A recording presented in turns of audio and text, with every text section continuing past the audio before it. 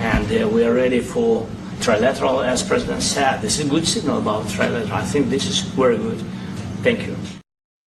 So the question is, are you going to keep rolling your kids out there to die for another year or two if it goes that long, or are you willing to end the war by having some of your territory ceded over to Russia, which they already control? And of course, he didn't answer that question, and instead just talks about trilateral meetings, etc. What do you make of that? Well, regardless of what he thinks, the reality is they've got a manpower crisis looming in Ukraine. They do not have enough trained military personnel to man the entire front. And so they're in a position where they're pulling troops from one location to send them to another location to reinforce a position that's under attack. And as soon as they pull them out there, then the Russians advance in that sector because it's been weakened. But again, we saw it there in the premise of the question, that this is all about land and territory. And, again, Trump and his entire team seem to fail to remember that in April of 2022, Russia was willing to accept a Ukrainian proposal that would have left Donetsk and Luhansk, the two territories that comprise the Donbass, as part of Ukrainian territory. Russia was willing to make that deal. They initialed off on it. They were simply the requirement was that the rights, the freedom, the language of those people had to be protected, and they wanted some security guarantee. Russia wanted security guarantees. Well, that was rejected, and so in the aftermath of that rejection, the Russians then held elections in September of 2022, in which the people of Zaporizhia, the people of Kherson, and of Luhansk and Donetsk all voted to become part of, rejoin Russia. And that those votes were presented to the Duma, and the legislature said, amen, they're now part of Russia. It's enshrined in the law. So this, as Trump has intimated that, maybe that we could freeze the line of contact in Zaporizhia and Kherson, and Putin's not going to agree. He can't agree to that. He can no more agree to surrender those territories than Donald Trump could have turned around to him at the Alaska summit and said, you know what, Vladimir, I'll give you Alaska. You can have Alaska back. Just give up those two territories. No, this is not going to it can't happen. So it's like people need to wake up that this isn't about sorting out territorial games. This is about eliminating NATO's presence and threat to Russia, and getting rid of the people that profess views that are very commonly associated with a paper hanger that lived in Berlin during the 1940s. I think I remember something about a mustache. I can't. Yeah. I can't remember his name right offhand, but you mentioned that Ukraine it doesn't understand the actual dynamics here about what they continue doing.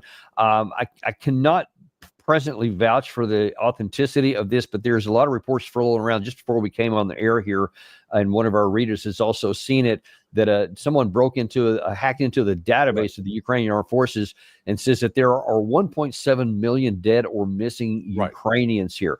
Now, again, I can't validate the truth of that, but that seems plausible to me based on what we see on the battlefield. What do you make of that? Oh, yeah, no, I saw that report as well. Well, yesterday, Russia and Ukraine did an exchange of the Russians turned over the bodies of dead Ukrainian soldiers, and the Ukrainians turned over the bodies of dead Russians. The Ukrainians turned over 19. The Russians gave the Ukrainians 1,000. So, yes, 1.7 million. And that's been the pattern since the peace talks started and they agreed to start returning the dead in their possession. It's been at that ratio, 1 to 20. For every dead Russian soldier, there are 20 dead Ukrainians.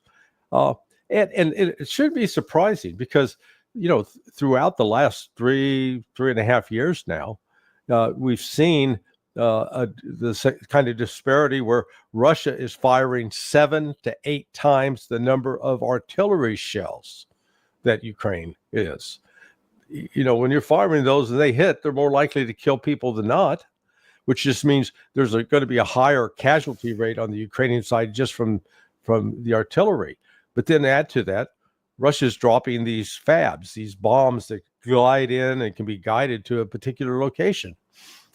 Ukraine's not fighting back with anything like that. So that's one more, if you will, method of inflicting damage and casualties from that. Then you add in the various missiles, the Iskanders, the Kinzhals that Russia has at its disposal. And then we get to drones. And again, Russia has a decided advantage on the drone front. So naturally, when you've got all of these other things potentially capable of killing or wounding people at work, that side is going to suffer more casualties, which is exactly what has happened. We do, yeah, and that unfortunately that just is not acknowledged or accepted. In fact, it's almost it would be comical if not for the bloody, deadly seriousness of it. But they say on the Western side is that it's the Ukraine that has a 1 to 10. I've seen in a couple places casualty advantage over Russia, that they're inflicting more on Russia by a factor of 5 or 10 to 1, et cetera, which belies all the logic and physics that you just talked about with the firepower. But that's kind of where we are. But before I move on to the next section here, I want to get your view on something that you kind of mentioned here, that you said, well, Russia can't give up, freeze the line of contact in Zaporizhia and Kherson, because there's a lot of territory on the other side that Russia has said is already in their constitution.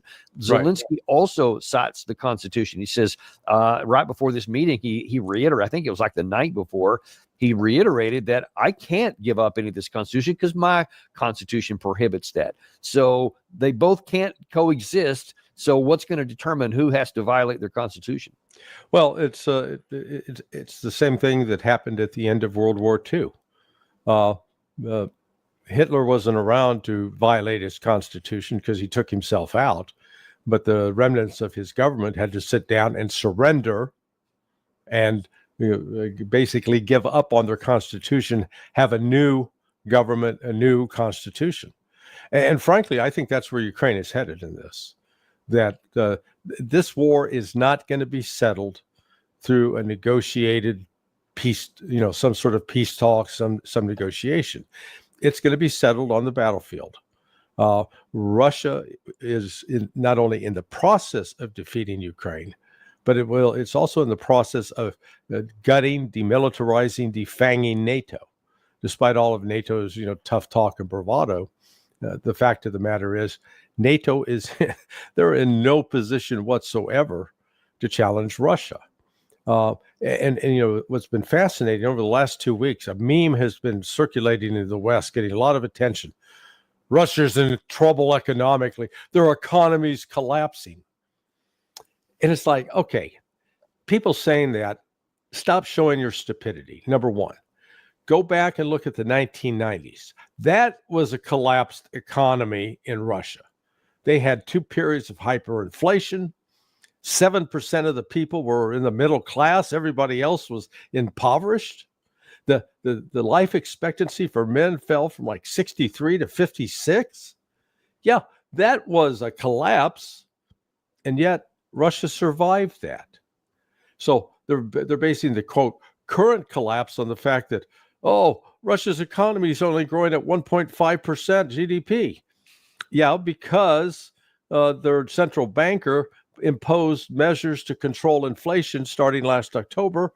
Those measures have worked. It did cool the economy down, but now she's cutting the interest rates and the economy's, reviving. But in all of this, Russia's got a debt to GDP ratio of between 14 and 19%, depending on the source. Whereas in Europe, France, its debt to GDP ratio, 115%. The UK's debt to GDP ratio, 100%. The United States debt to GDP ratio, 125%. And people that aren't good with math or finances says, what does that mean? It means that if you make $100 a month, you're spending $125 a month. That means you're going to go bankrupt at some point. You've got more money going out than you got coming in. That's what it means. And then when you look at the current economic growth in from across Europe, all the NATO members, in Germany, France, the UK, they're all, quote, growing at 0.5 to 0.2%, less than 1%, which is basically they're stagnant. So wait a second. All of these economic midgets are going to take on Russia, and I know they're all going to pony up billions of dollars to buy weapons from the United States on a credit card, I guess. I mean, it's just the insanity of this. Yeah. It's so divorced from reality, and yet none in the media are talking about this, and none of the policymakers are talking about this. And all they end up doing is just reiterating the claims without actually examining any of the things you just did, which, yeah, that'll work for a while, but at some point, reality is going to impose itself over your spin, and we'll see what's going to happen. That, speaking